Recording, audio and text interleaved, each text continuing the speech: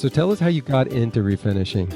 So it's actually a funny story. My entire post-collegiate career was in finance, so nothing to do with, painting furniture.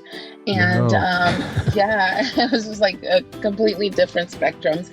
But I found that just took so much time away from me being with my family. Like I would leave to work and I would leave early morning, they were sleeping. I'd come home, they were sleeping. So I decided to start a small business. Isn't it great to learn more about our furniture refinishing friends? Well, today is another opportunity, and we are excited. We are introducing you to our featured artist for August, someone who we have followed now for a while. She incorporates so much creativity in each of her pieces, but each piece is so well balanced and is never overdone or over refinished. We are excited to have a conversation with our August 2020 featured artist, Fabie Brown of Blush and Ivy Design. Before we get to our interview with Fabie, we want to let you know that you can view her pieces that we are discussing with her on thezebrablog.com. Just click on her feature icon. Hi, Fabie. It's so great to highlight you as our featured artist on the blog and to chat with you on our podcast. How are you? I'm good. Thank you so much for having me. Well, I want to ask you about the weather, but we'll need to find out where you live first. So, where are you from? I am from Southern California and I live in a small town named Covina, which is about 20 miles east of downtown Los Angeles. Wow. So, you live close to the big city. Did you grow up in California? I did grow up in California. I actually grew up in Los Angeles. I lived there until I was 14 years old, and then we moved to Covina, and I've just been here ever since. Wow. Now, what do you like about Covina? It's a nice, suburban, quiet, small town. I just love it. You kind of have the best of both worlds. You live in a small town, but if you want to go to the big city, you can go to the big city, not too far away. Exactly. And then we're only about 40 minutes from the beach, so that's also great. Oh, wow. That is so nice. Well, I've had the opportunity throughout my life to travel to some places in the States and then to some places outside of the country. But I am sad to say the furthest I've made out to the West Coast was to Arizona. So I have never been to California. And Oh, I've heard no. as the weather has to be wonderful there now. So what's the weather like there today? So the weather right now is hot. We will be over 100 degrees today here Oh, where I live. wow. We're in the valley, so it gets a little Hmm. hotter, but not quite as hot as the Inland Empire. They get really, really hot. So we're gonna Yeah. hit 100 degrees today, but it's beautiful. I love California weather. You don't have and correct me if I'm wrong, and I mean misunderstanding understand the weather there, but your humidity is you have drier weather there, but then of course you're close to the ocean. So do you have high humidity there? It just depends on the day. Yeah, it can vary from day to day, really. Um, but most of the time it is just dry weather. Yeah. Well, that helps some as well. I know we've been in sort of that hot pattern, like upper 80s, really more 90s than the 80s, but we haven't. I don't believe we've hit the 100 mark yet, but our humidity level's up really high. So a lot of times when you're outside, it feels like you're in a sauna. So you're Oh getting that. goodness, yeah. That Yes. reminds me of a time I visited New Orleans. We were not used to that weather at all. It was hot, like 90, and it was raining. We're like, what is going Yeah. on? Yeah, it really does. It makes it in some cases when the temperature gets really high, and then of course you have it coupled with the humidity, it makes it really hard to breathe in as well. Yes. Well, we're eager to hear more about you, Fabby, and so tell us about yourself. Well, I am a wife and a mother.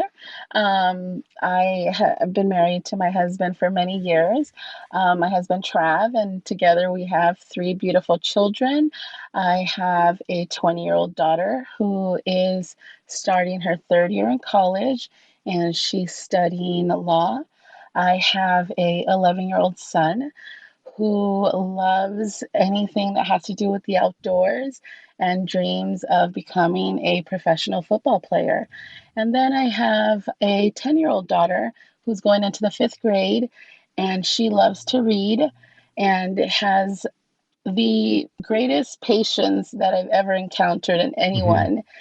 And she dreams of learning, and she wants to learn everything that I do because she says that when she grows up, she wants to be just like me. So, Oh, that's sweet.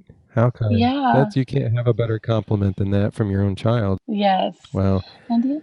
Yeah. Now, do they, any of them, I guess your 20-year-old being in college is quite busy, but does your son and younger daughter, do they help you at all with the refinishing? So my son, not so much. He's not really interested in that. He'll help, but it's not really like Yeah. his thing. My daughter, on the other hand, she's picking up screwdrivers and wanting to paint and mix paints and just learn everything that like the process. She just wants to learn the Yeah. process. Yeah. Well, she may become a partner in the future then. Yes. So tell us how you got into refinishing. So it's actually a funny story. My entire post-collegiate career was in finance, so nothing to do with, painting furniture. And No. yeah, it was just like a completely different spectrums. But I found that just took so much time away from me being with my family. Like I would leave to work and I would leave early morning. They were sleeping. I'd come home. They were sleeping. So I decided to start a small business.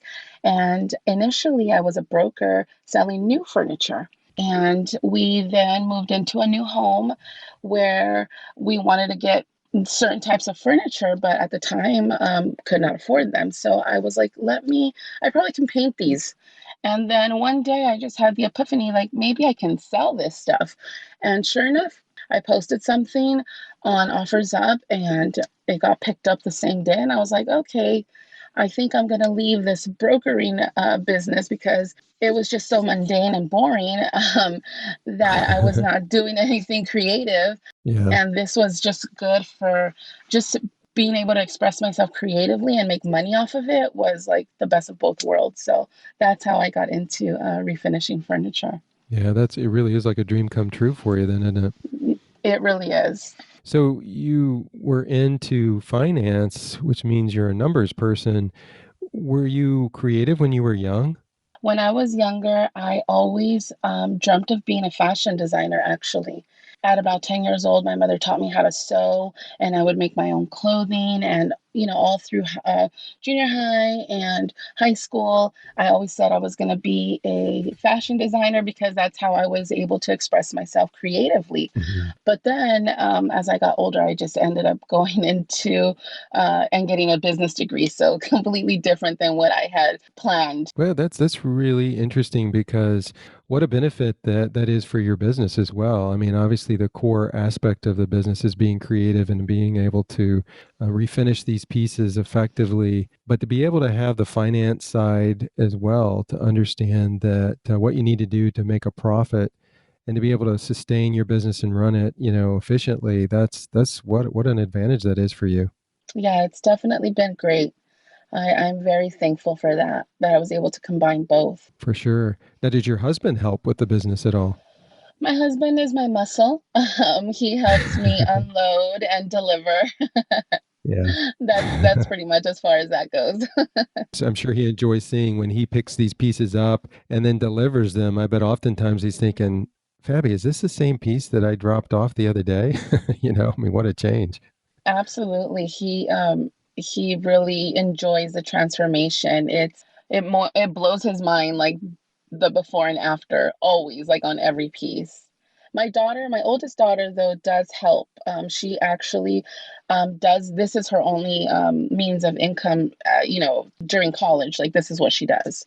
Oh, yeah. Wow. That's excellent. Yeah, she does her own pieces and then she sells her own pieces. They don't go on my site, but yeah, that's how she's making her money right now as a college student, which is really cool. Oh, yeah, for sure. That's excellent. It's a lot of hard work. I mean, I've certainly, as you talk to refinishers over the years and get to know just the processes and the amount of work that goes into it, it's amazing. I mean, it's from the creative side to really putting in the elbow grease to get these things worked on and get them sanded, prepped, and clean.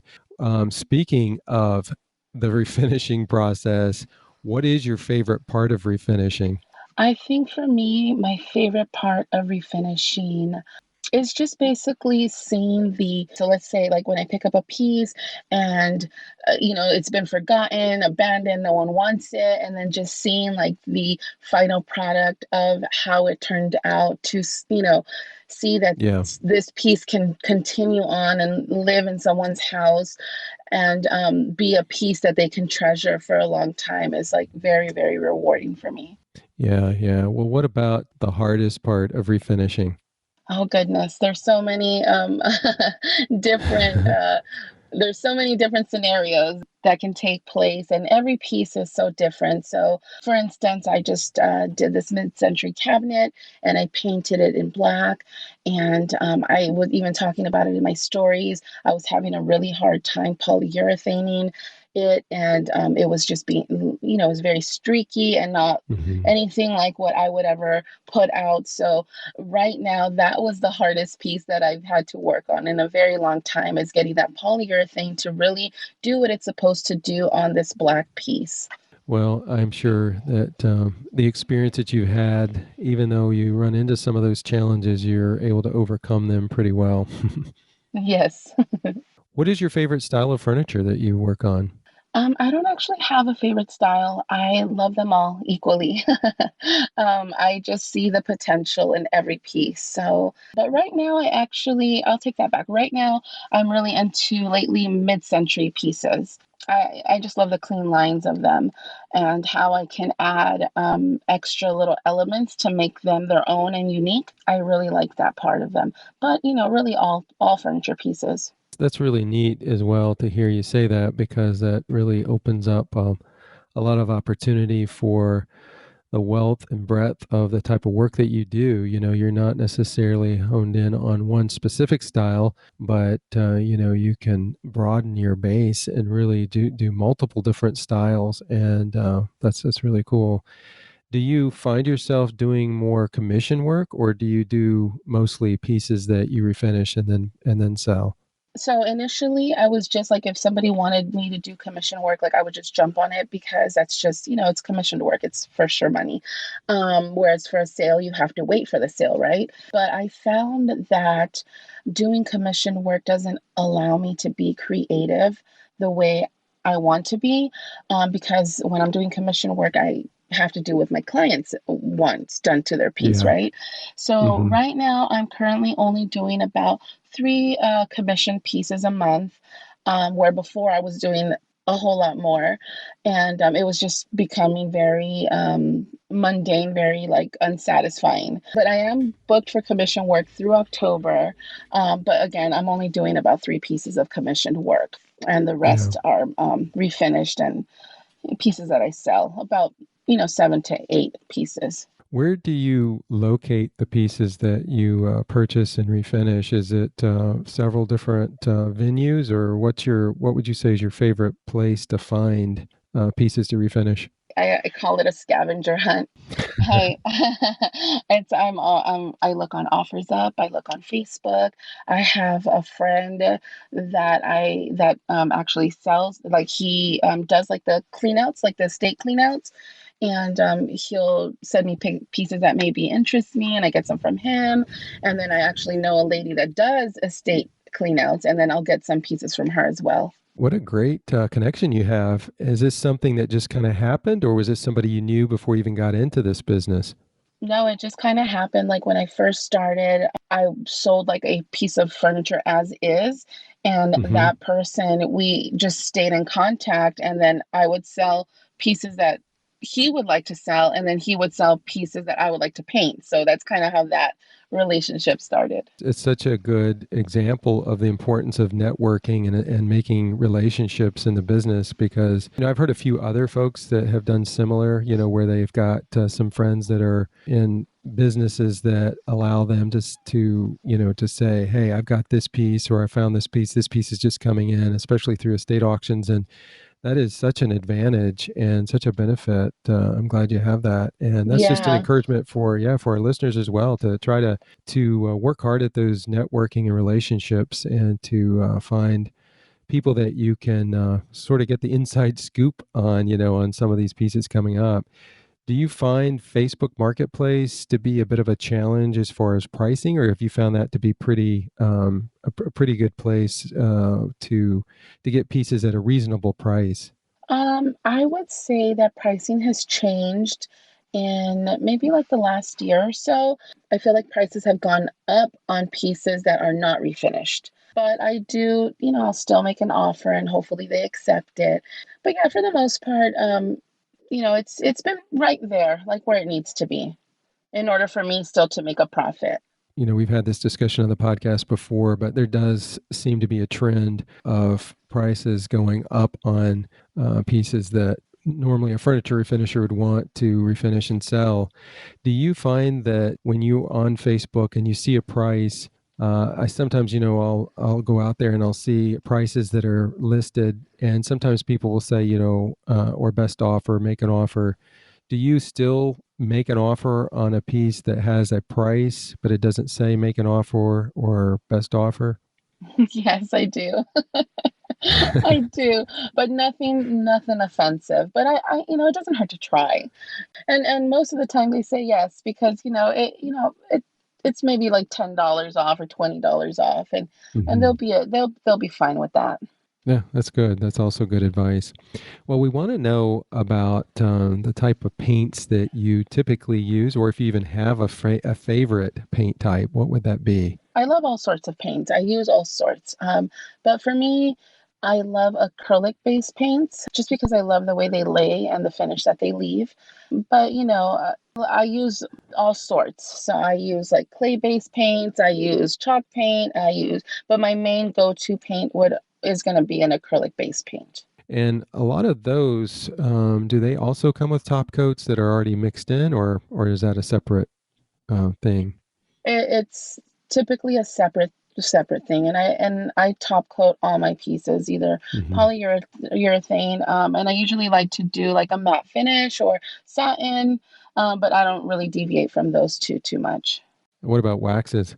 I don't really use waxes. I just like the protection that polyurethane gives. Yeah, that's interesting. Isn't it funny how when you become an experienced refinisher over time, you gravitate to certain methods and techniques, and even things from what type of top coat do you use to distress. It's just interesting how all that kind of unfolds. And I guess that's really just the unfolding of your style. Yes, exactly. Well, I have to ask you this question, Fabby. We're talking about top coats and paints. What about paintbrushes? I mean, any favorite paintbrushes that you use? Yeah, I use my favorite paintbrush and go-to paintbrush is the Zebra Chiseled Wedge. It's one of the first paintbrushes that I used, and I just love it. I use it for everything. I apply Yeah. the top coat with it. Like I love them. I love that particular brush is like my go-to brush.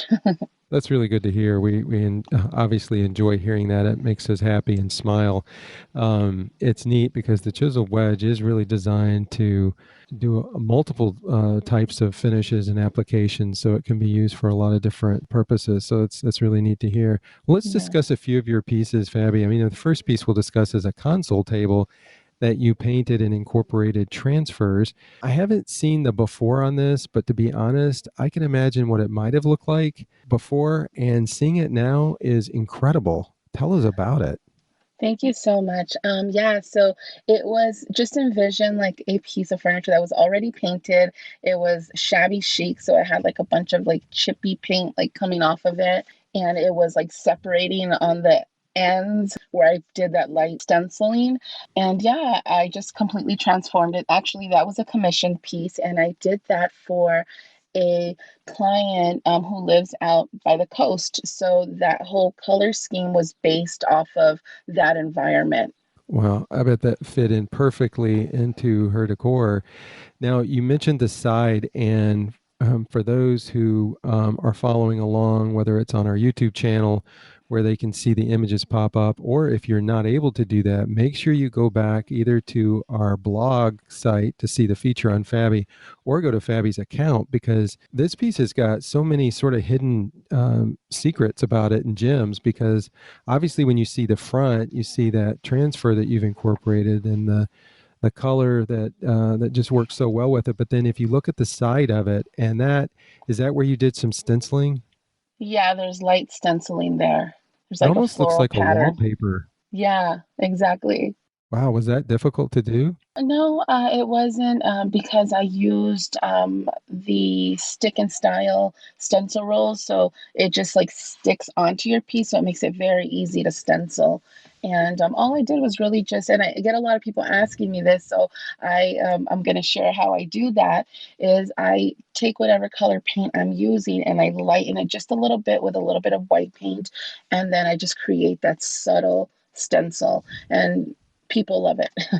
That's brilliant. It's not glaring at all, but it just works so nicely with the piece overall. So, wow, that is just, and great staging as well. Do you enjoy that part?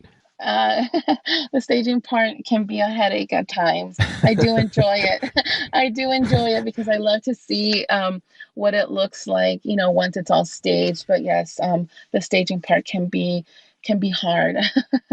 You want to make sure that you don't do too much to the staging aspect to take away from the piece. It's just a balance, I suppose, in many ways, like doing the refinishing and knowing when to stop and when to keep going. Exactly. Wow. Well, really nice job on that console table. Let's talk about your favorite piece. You really highlighted wood grain on this, and it is really beautiful as well. What's the story on this piece? So that piece I actually got from one of my people that I get the furniture from. And out here in the West Coast, we rarely see pieces like that. I've never done a piece like that. That's my first time. I painted it in that olive color. And then I was going to initially paint the entire piece, but that wood grain, I just could not bring myself to cover it. It was just so beautiful. So I left those two drawers with the raw exposed wood, and I just added a little bit of hemp oil to them, and it brought up that beautiful color. And then I added some white milk glass knobs, and it just made the whole piece pop. And now that dresser, I never sold it. I actually ended up keeping it, and now it belongs to my daughter, my oldest daughter. Well, that's nice that you're able to keep it. Do you find it difficult to sell certain pieces that you kind of fall in love with? Yes, all the time. I'm sure you probably do like some folks, and that is you keep them for a while until you realize you're running out of space, and then you're kind of forced to sell them. Yes, exactly. I bet your husband's like, wait a minute, I thought you were doing this one to sell, and now I see it in our family room. Yes. And I'm like, it'll just be here for a little while. That's right.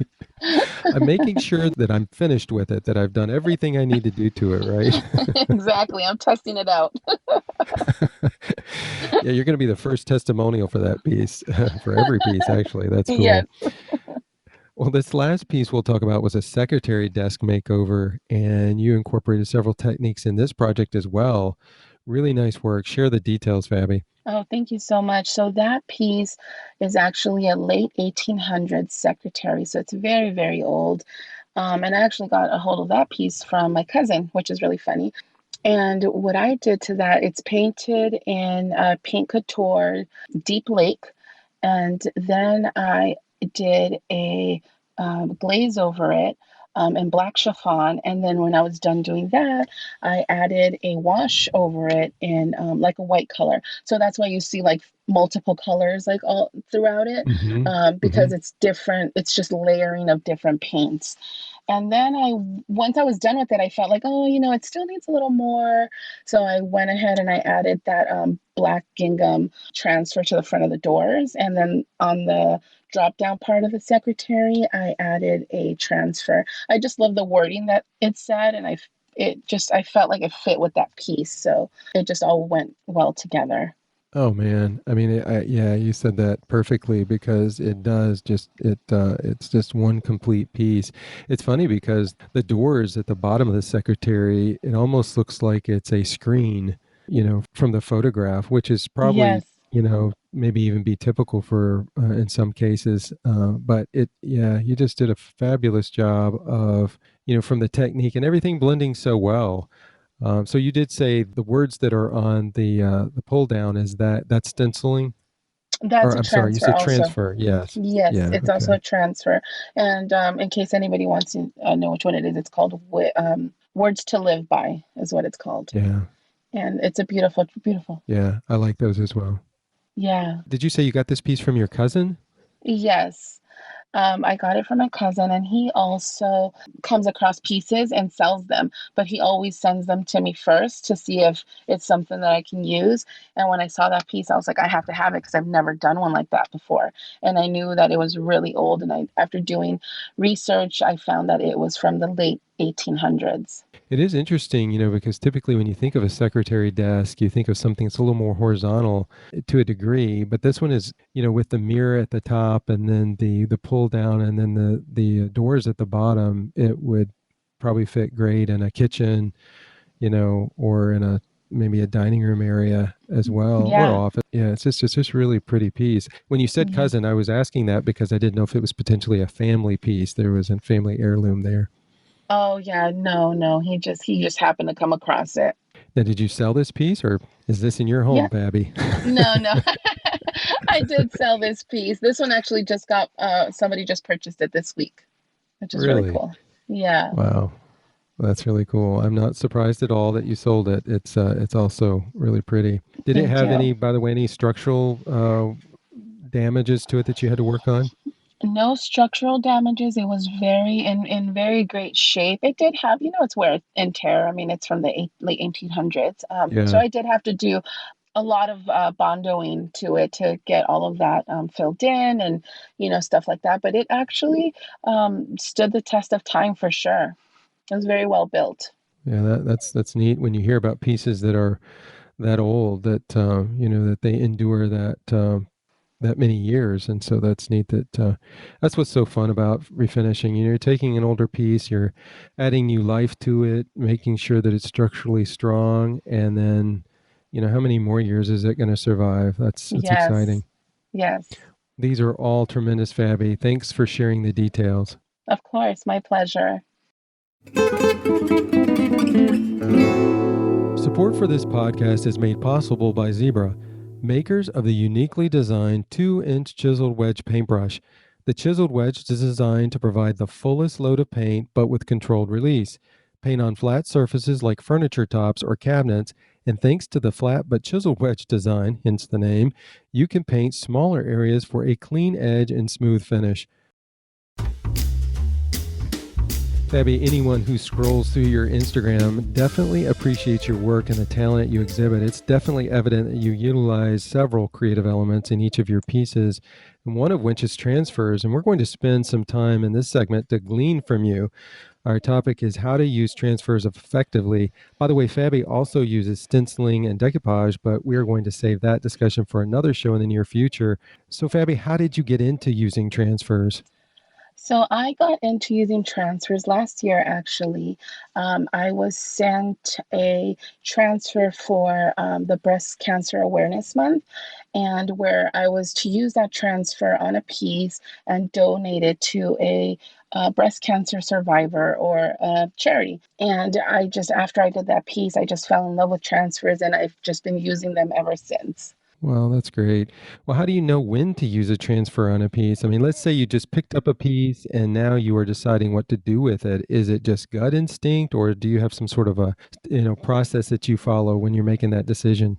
Every piece that I get, I try to incorporate a transfer. Not all pieces need or are fit Hmm. for a transfer, but yes, I try to always incorporate whether it be on the side of a drawer or on the side panels or maybe on the front of a dress of a drawer. There's just so many ways that you can use them, and I always just try every time I see a piece, I always try to see like, well, can I add a transfer to this to make it pop a little more? Do you ever start with a transfer? I mean, let's say you get a beautiful transfer that you really like. Do you ever look for a piece to use that transfer on typically? Yes, I will. Because sometimes I'll get the transfer and then like an idea will come to me like, oh, this would look really cool. Like for instance, on a bookcase, let's just say, and then I'll specifically try to find a bookcase to put that transfer on. Yeah, so you've got that visual mind that can probably see it before it's even finished. That's such a huge advantage as well. Yeah. That's exciting. I bet when you see it, when you get a new transfer or you see one that you want to purchase, and then you're like, man, I know that is going to look great on this type of piece, and then you start looking for it as you just described. That's excellent. There are a lot of transfer designs. Is that a difficult process? Maybe when you're not necessarily inspired by one and then you look for a piece, but let's say that you've got the piece, trying to find the right transfer to go on that piece. Is that pretty difficult? It can be difficult, but I feel that I mean, it just pretty much is going to depend to your own personal taste and what you like and what you think is going to be fit for that particular piece. And then once you do that and you kind of figure out, I feel like in that instance, you have to figure out like what color you want your piece to be, Hmm. and then you can find a transfer that will go with that particular color. Are transfers hard to apply? They're not hard to apply at all. I know that some people can be a little intimidated by them because it is something new to try, and especially if you've never done it before, right? But no, they're not hard to apply at all. You just have to be careful and know the proper steps to apply them correctly. Well, that's a really good opportunity for us to talk here about steps or guidelines that you would recommend, Fabie, when applying transfers. So, what I would recommend when applying a transfer is well, first, you can apply a transfer to virtually any surface. So they're not just limited to furniture, but we'll use furniture as an example. So whether you're going to apply it to, let's just say, raw, your wood after you stained it, or a painted piece, I always just recommend when you go to apply your transfer, make sure you visualize it first before you remove the backing of the transfer, because once you place it and kind of press on it, it's going to stick and you Hmm. cannot take it off. So, and then you don't want to mess up your transfer. So, definitely, if you need to cut your transfer, that's okay. Cut your transfer to fit the space that, like, for instance, on drawers, drawers have like a little groove in between all of them. So, you would cut where the drawer ends and then cut another smaller piece for that little piece of wood in between the drawer, and then continue on and so forth. I Hmm. recommend for a beginner, use tape to hold your transfer in place. This way it doesn't shift on you when you're rubbing it to your furniture. Most importantly, do not apply your transfer to a piece that has been top coated or waxed. You want to apply your transfer prior to that step. And then that would be your last step, would be like to top coat it for protection. What should somebody do if they have a piece that already has a top coat or wax? Do they just need to sand it down beyond the top coat, or do they need to go ahead and put another coat of paint on it? What would you recommend that they do there? I would recommend the easiest thing would be just to put another, to lightly sand it and then put another coat of paint over top of that instead of like sanding it all the way back down. Yeah, because that's a lot of work. This is probably a bad question to ask you, but are there any disaster stories that you wish to share? Oh gosh. I had, and this is horrible. I had a piece of furniture that was about to get delivered, and it was wrapped up and getting ready to put it on the truck. And as we're trying to load it, we dropped it and we broke it. And Oh so no. that was a nightmare. Yeah, and it was not repairable. It was done. So that was horrible. It was just very sad and hard to have to report to the customer that we broke the piece. How did they handle that? They understood. Obviously they were disappointed, but they just asked if I ever came across another one to just let them know. We eventually did find a replacement piece for them. Yeah, boy, that makes it challenging, doesn't it? Because antiques are one of a kind, and Yes, it's not like you're a factory mass producing, the same furniture piece after the same furniture piece. So that I bet your heart dropped when that thing hit the ground, it man. it absolutely did, especially because it we couldn't salvage it, so that's what made it the worst. Yeah. Yeah, it was really bad. Mm.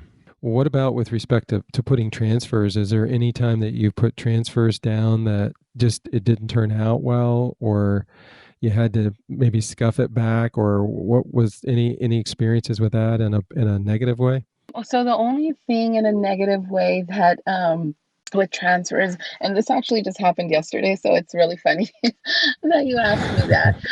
I was outside, and like I mentioned, it's really hot, and I was applying the transfer, and I asked my daughter to turn the fan on, and so as I'm laying my transfer, I had already taken the white backing off, and as I'm laying my transfer, the fan blew the transfer onto itself, and the transfer itself like was stuck together, and Oh there's just like no. no there was no way to get it, unstuck. It was ruined. I ruined the entire transfer. So that Oh was a disaster. no. Oh, Oh I'm gosh. So sorry to hear now, that. yeah, I so feel I bad have to to be laughing at that, but I'm laughing because you're laughing, and that's a good thing. yeah, yeah. I mean, all I could do is laugh. So I just ordered another one, and then once I get it, then I'll just continue on. But yes, that was a disaster yesterday. Well, I guess it's probably better that it stuck to itself as opposed to sticking to a place on the furniture piece that would not be where you wanted it, because then you'd have Yes, your whole piece down. yes, exactly. Wow. Well, when you think about the furniture refinishing business and the cost of goods, the piece, the elements that you have into a piece, from the paint, the hardware, and of course your labor, your time. Have you found that transfers, do they add a significant amount to the total cost? Or does it all just sort of pan out with what you end up charging in the end, so that you can still make a profit? Because I think that does concern people sometimes, that they're going to be putting so much into a piece that they won't be able to get a decent profit out of it when they sell it. I definitely have found that transfers help.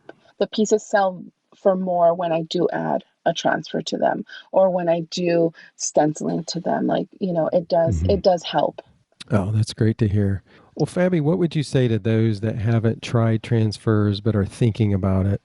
I would say go for it. You'll have lots of fun, and you're gonna be once you try a transfer, you're never not going to want to try a transfer again. Like, you're going to fall in love with doing transfers.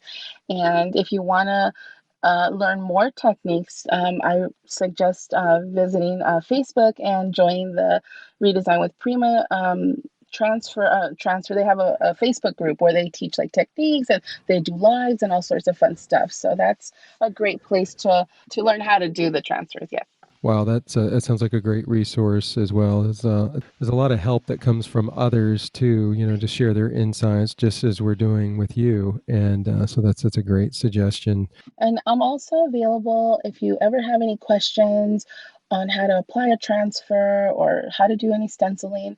Feel free to message me on Instagram. I'm always on there, and I'm always willing to lend a helping hand. Well, Fabi, you have been so helpful on this topic, providing great insight and guidance. Thanks for taking the time to educate us and inspire us regarding the use of transfers. You are certainly an inspiration on many levels. We really appreciate it. And thanks as well for being our August 2020 featured artist. I really do appreciate and I'm very honored to be featured. I was shocked, floored. I was in tears when I received the message. My husband's like, "What's wrong with you?" I was like, "Oh my gosh, you don't understand. They recognized me." So it Yeah. was great. It was great. And I'm thank you so much. Well, that makes our day. So thanks for sharing that as well. Thank you. Have a good weekend. Our Ask a Refinisher question today is for Kristen with Shacto Interiors. Kristen is an accomplished refinisher and owns her own brand of milk paint. She is also known on Instagram for her highly anticipated stories each morning that include her greeting, "Good morning, friends." Welcome back, Kristen. Hi, thanks for having me again. Well, we are eager to have you answer the question, what does it take to go to the next level in furniture refinishing? As you know, this was question 3 in a two-part series. We featured the first two questions in last week's podcast, episode 24. What I think that would take your piece of furniture to the next level is definitely stepping out of your comfort zone. I feel like, when you try something new, and whether it be a new color or something that you don't normally do, it it usually ends up being awesome. It's worth it, isn't it? Yeah, and also, and I've kind of been doing this a little more lately as well, is modifying pieces, especially the old kind of maple dressers that have that outdated skirting. I've been cutting them off and adding metal bases. I think that, just updating that, and obviously the hardware, you always want to change out the outdated hardware if it's, going to be more modernized, but I think, adding metal bases, I see a lot of people doing that now, and it just really, really looks nice. And if you can, refinish a piece of furniture and modify it and update it and wouldn't even be able to tell. Sometimes I look at these before and afters and I'm like, how is that even the same piece? I think that's like, that definitely takes it to the next level. Also, I see a lot of refinishes adding new wood tops, like reclaimed wood tops. I think that really makes a nice, maybe like farmhouse or, really nice updated look. Yeah, I think just not only painting and, changing the hardware, just like, I think just like a little modification of the piece just really takes it to the next level. And that really does come with just time, doesn't it? I mean, getting used to the initial aspects of refinishing, like we talked about last week with prepping and cleaning and just the painting process, choosing your colors. But then to be able to look at a piece and kind of go beyond that piece and try to figure out what you can do to make it into an entirely different maybe piece of furniture and changing out hardware and that sort of thing really just comes with time, I would imagine. Right, definitely. And then, you have to be willing to learn how to use tools, that aspect of it. It actually, I think it makes it a lot more fun because painting furniture for so many years, then, it's nice to throw in a little, carpentry work once in a while, and I think it Hmm. just definitely makes it more fun and takes the piece to the next level, and a lot of these 70s or 80s maple pieces that are really, really good quality, real solid maple pieces, but they just have that really outdated look.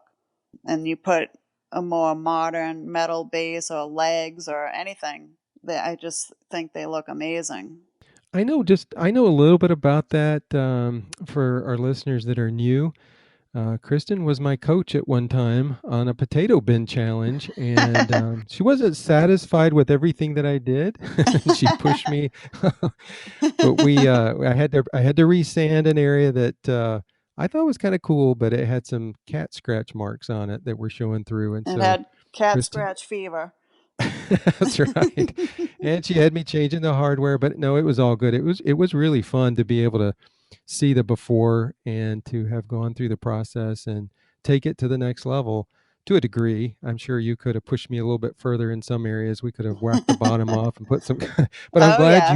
you were careful with me. I was, just keeping it basic, keeping it easy. That's right. Well, for those that would like to see that potato bin challenge that we're talking about that Kristen coached me on, you can go to the Zebra Painting Instagram account and click on the IGTV, and you can see those on there. Those are still there to enjoy. So, well, Kristen, thanks for taking the time to answer these refinishing questions. You are always a wealth of information for refinishers. Thank you so much.